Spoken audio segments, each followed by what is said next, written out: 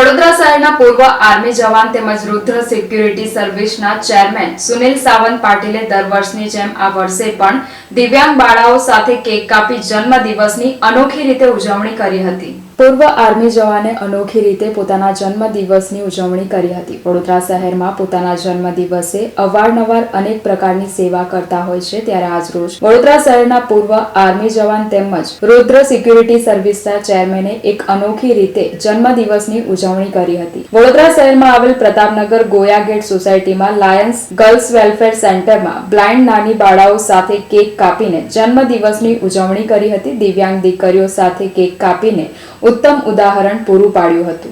आज मेरा जन्मदिन है और प्रतापनगर एरिया में जो ब्लाइंड स्कूल आई है, जो दिव्यांग बच्ची है, यहाँ पे कम से कम 40 से 45 बच्चे हैं।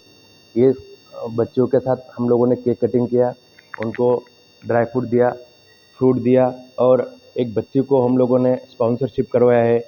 हम लोग, मेरा बर्थडे हो या बच्चे का हो या वाइफ का हो, हम लोग कुछ ना कुछ छोटी मोटी जो सेवा है वो करते रहते हैं। आज सुबह से मैं 4:30 से मैं पहले हमारे जो दैवत है श्री कष्टभंजन देव साळंगपुर वहाँ गया, दर्शन किया, सोम जी का दर्शन किया। उसके बाद वहाँ से आने के बाद मैं सीधा यहाँ स्कूल में पहुँचा हूँ, केक लेके आया, सब बच्चों के साथ हम लोगों ने बर्थडे सेलिब्रेशन किया और हम लोगों ने एक छोटा सा अमाउंट, ये जो दिव्यांग बच्ची है उनके लिए हम लोगों ने 15,000 रुपये राशि का हम लोगों ने एक छोटा सा अमाउंट दिया हुआ है, जो स्पॉन्सरशिप बोलते हैं। और हम लोगों ने, परिवार ने ऐसा सोचा है कि हर साल ये स्कूल के लिए हम कुछ ना कुछ छोटी मोटी सेवा करते रहेंगे। मेरा नाम सुनील सावंत पाटिल।